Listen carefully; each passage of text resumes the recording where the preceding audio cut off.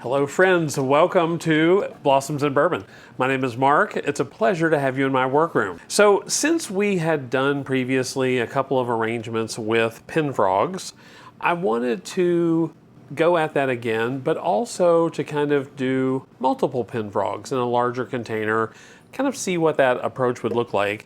And this arrangement, this container, if you know me, you know that when I'm shopping, I love a bargain.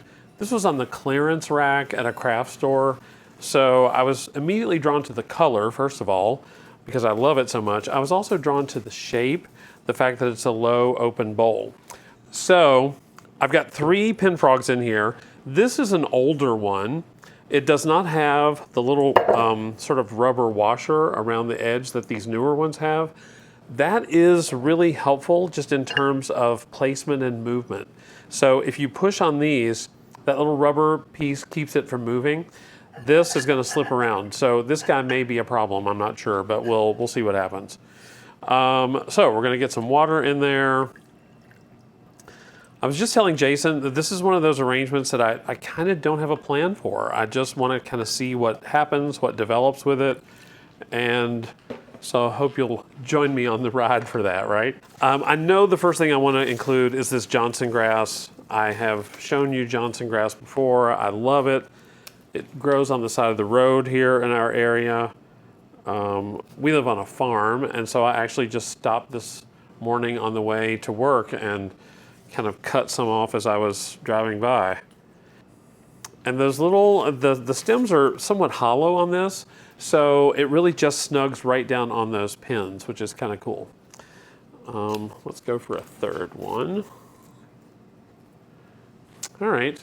The next product I'm going to use has a specific name, which I'm not going to be able to think of.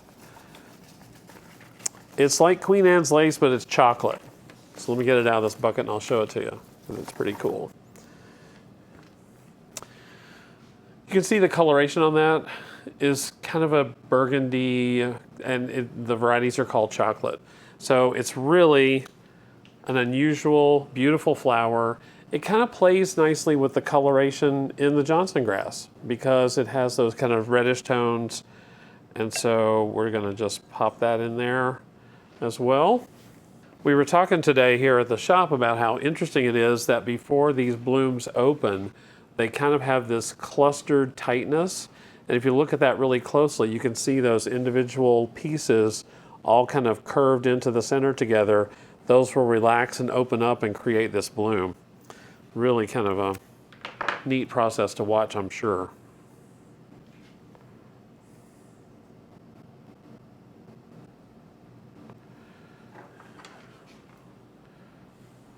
All right, I don't want this to be too flat. I did notice when I spun it this direction, it seems like there's a wall developing here. Don't want that to be the case. So I'm going to put another piece of this in the back that will kind of give me some dimension going out and kind of away from the arrangement, away from the container. There we go. Yep, that's a little bit better. We'll work on that some more. All right, next up, I'm going to use some of these beautiful zinnias. These are also locally grown. This beautiful color kind of plays nicely with the container. It's a little bit of a contrast, not an exact match, but really beautiful. Again, they have kind of a more hollow stem, so they do work great to kind of just snug right down on those pins in that pin frog.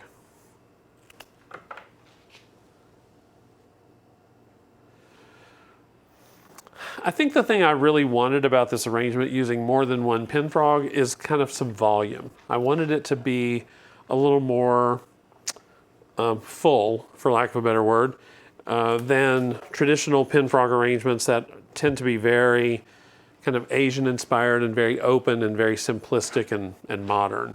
So I was kind of trying for something completely different. This beautiful lisianthus, also locally grown. Wow, that is so pretty. Those blooms just look like tissue paper. Now I'm sticking with this color palette that's kind of reflective of the container, these pink mauve tones, but I'm going to introduce another color here in just a second that when I saw this product on the wholesaler's truck, it's like, yeah, we're not passing that up. While I'm thinking about it, you guys, thank you again for your loyalty, for watching, for being so amazing about the comments. I so appreciate that. I love knowing where you're watching from, so please share that with me when you make a comment. Just say, hey, watching from, wherever. It's so much fun for both Jason and I to know where our viewership is. Sometimes you're around the corner and sometimes you're halfway around the world, and that's pretty cool. We were talking about green and the fact that foliage and stems are so prominent in this. And was that a part of planning in any arrangement? I know I've done plenty of arrangements that were green arrangements with, green flowers and that sort of thing. I really didn't specifically think about that with regard to this arrangement. But yes, it definitely has an impact. It definitely plays. In the world of flowers, and I've said this to lots of clients in the past, green is a neutral. When you think about the stem and the leaves on flowers and how they're green, all of that becomes a neutral in flower world. So sometimes you get the advantage of that color and of the green without really it becoming a part of the plan. All right, so here is the purple I wanted to introduce, because this is almost now, we've got the reds and blues that we've kind of blended together in the color palette. In one respect, we've made purple, but in the other respect, we've made sort of mauve pink tones. And because they relate to each other on the color wheel, that's what makes this color palette work. Frankly, I love that color purple with this container. I think that's just super good looking. Now, I want to get a little bit of that purple up in the arrangement. So, my friend Iris, you know Iris, right? We're going to put a little bit of that up in the top. It's amazing to me how just that little movement on that little pin can be so impactful and so secure with the flower placement. All right, let's see what we brought to taste tonight. This is called End of Days Bourbon. Again, it's another North Carolina bourbon. My family and I were at the beach last week, and so when we travel, I like to pick up local bourbons if possible. And frankly, this one had me at the bottle. I saw this sitting on the shelf and I thought, okay, that's going home with me. That's a really cool bottle. Good color. It's a little more lighter amber, not quite as dark as the some of the more caramel tones. This one is from a distillery that's in Wilmington, North Carolina. And this mash bill has a little bit of rye in it, so it may have just a little bit of heat. Corn, malted barley, 10% rye.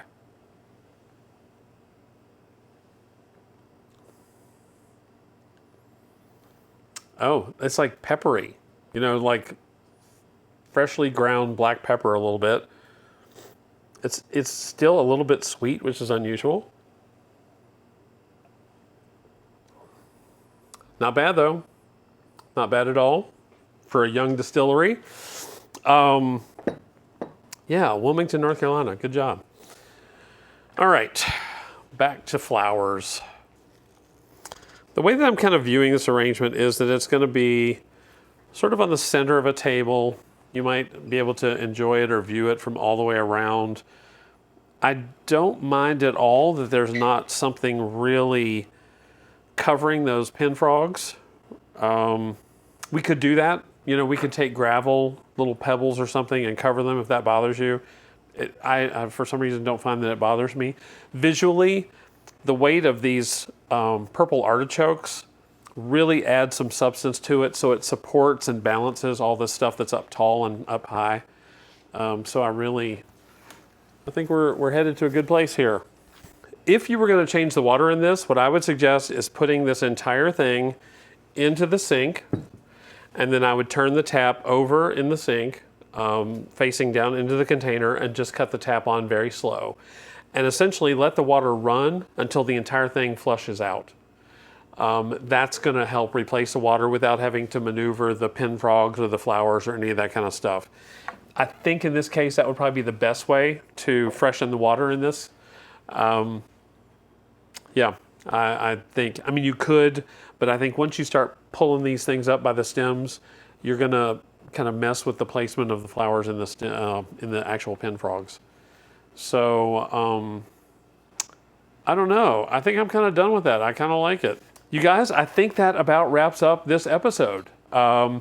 If you haven't already, go get yourself some pin frogs. I will have a link in just below the description here where you might be able to purchase some for yourself. It's fun to play with these. If you enjoy flower arranging at all, you should be trying pin frogs just to kind of play with them, see what the mechanics like, test the balance and the weight. It's a lot of fun.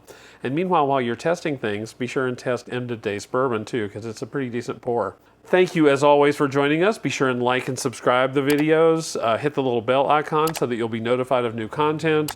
You guys are the best. Thank you so much for joining. And until next time, cheers to you and to flowers every day.